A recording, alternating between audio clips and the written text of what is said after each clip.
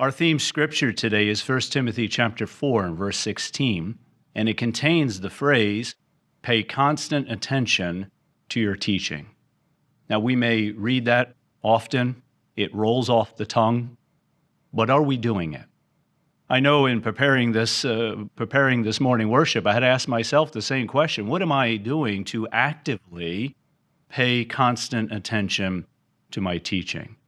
Well, the answer was sobering. In these, especially during these last 2 years, we may have lost some focus.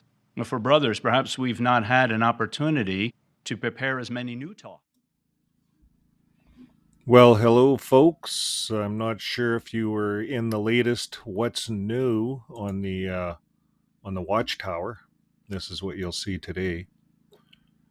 They're heading, but if you go into the "What's New," that's where all the JWs go. They want to see what's new, and we have Robert Luccioni. Luccioni, I think that's how you say it. Anyways, his talk is pay constant attention to your teachings, 1 Timothy 4 and 16. We just heard a bit of a clip on him, on his introduction. And I don't know about you, but it sounded to me like perhaps JW.org is having some problems. Perhaps there's some problems within people not showing up, people zooming in, people not doing their scripts. They're trying to lasso people, get them back into Jehovah. It sounds like they've lost control a bit of their flock. So let's take a look at this. And when you look at what he's talking about with 1 Timothy 4 and 16, pay constant attention to your teaching.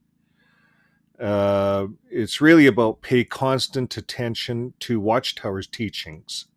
And you notice he frames it that there's failings. We're not good enough. But in the Watchtower language, pay attention to your teaching really means pay attention to their teaching, and your individuality doesn't matter. So only obedience to the governing body. That's what really matters. So let's take a look at the next clip. The next clip is Jehovah's perfect example. And let's listen to Luccioni. Luccioni? Let's just call him Robert. Okay, we'll listen to Robert's what Robert has to say. And your own ears will hear a word behind you saying, this is the way, walk in it, in case you should go to the right or in case you should go to the left. He dignifies us. See, he gives us instructions, and then he allows us to set a path to apply it based on our own individuality, our own creativity. However, he's there. That voice is behind us, the word's behind us, to give us a nudge and further guidance in case we drift too far off to the left or to the right. It all sounds nice. Your own ears will hear a word behind you saying, this is the way, walk in it. He dignifies us. But in practice, the governing body is that voice behind you, folks. It's not Jehovah. It's not the Bible. If you step left or right of their rules, that so-called dignity ends. You're disfellowshipped, shunned, removed. It's not Jehovah's gentle guidance, folks. This is Warwick's threat of punishment. Well, let's get into the next topic, tools for indoctrination. Let's take a look at this clip. Jehovah's organization has provided wonderful tools that really capture Jehovah's advanced methods of teaching and guiding, can help us improve our teaching. Let's just consider two of them. The first is our beautiful new book, Enjoy Life Forever. And when you think about it, this publication incorporates the same techniques that Jehovah uses. It includes well-chosen questions simple illustrations, visual aids in the form of pictures and videos that reach hearts. Well, are we using this tool not just to study and help ones come to know about Jehovah, but to train ourselves to teach more like Jehovah does? Well, folks, this part of the little discussion they have was quite interesting. In my day, when I was a JW, they would just hand out this literature and you'd kind of go to the door and wing it. You'd read it and they'd have little maybe introductions that you'd do. But now they have a whole session that you have to look at and study on how to use this brochure. So when we look at this brochure, folks, this isn't about learning from God, the Enjoy Life Forever book. It's designed to funnel every thought back to the Watchtower doctrine. And they even they even warn you in this video, avoid talking too much. Why? Because if a student reasons out loud, the script falls apart. So they want them just following their script. It's quite interesting. Let's take a look at this. Am I mastering the technique of drawing out the student? Or do I find I still do most of the talking or fall back into just question and answer? Now, if we've not done so already, take some time to study the S196, Using Enjoy Life Forever in the Ministry guidelines. It's there on the screen. If it doesn't look familiar to you, then ask your elders for a copy. And notice what it says in paragraph 7. It says the publications are designed to promote meaningful discussions. The discussion should be a natural conversation rather than a formal question and answer consideration of the material. And you notice the end of paragraph 8, it is best to avoid talking too much. Well, did you catch that? Don't talk too much. I could just imagine the elders and all the pioneers talking about, oh yeah, you can't talk too much. We just follow the script.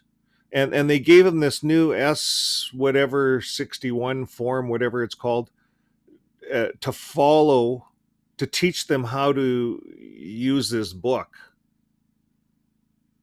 This is talk about control. The conversation is dangerous, right? They don't want you talking too much. Questions are dangerous. Don't talk too much, because free thought is dangerous. Don't talk too much. Don't get off topic. You see, the goal is not to teach the truth, folks.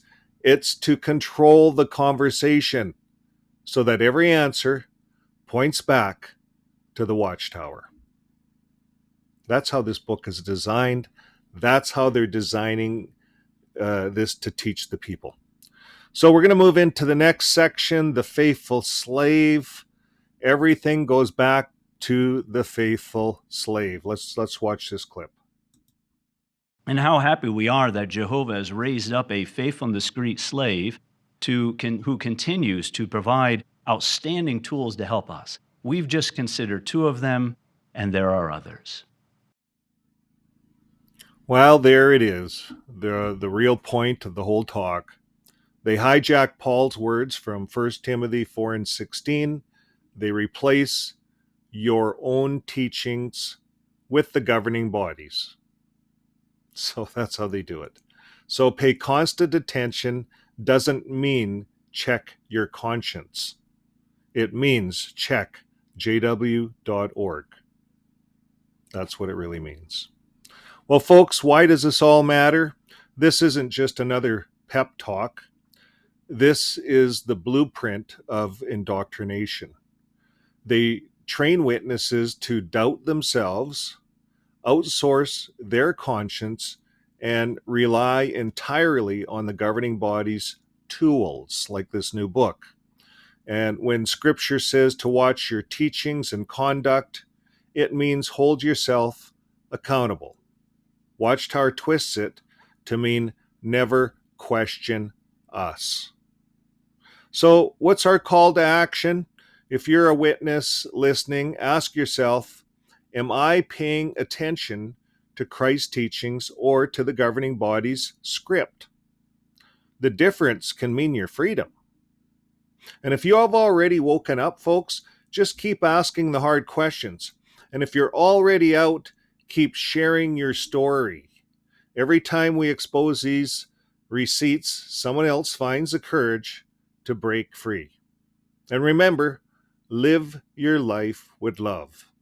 We'll see you on the next video. Bye for now.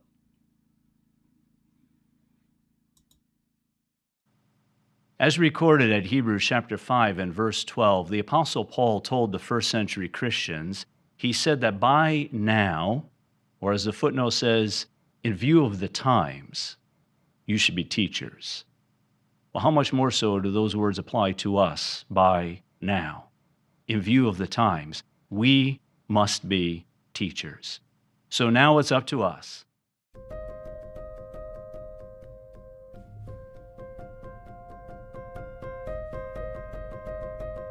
Well, folks, that brings an end to the video. And if you found this breakdown helpful and you want to see more videos and you want to encourage us to keep making more videos exposing the Watchtower, hit that subscribe button. Every new subscriber, it helps us grow this channel. It helps us reach more people that are waking up. So hit that subscribe button. If you've already hit it, thanks for your support. And as always, live your life with love. We'll see you on the next video. Bye for now.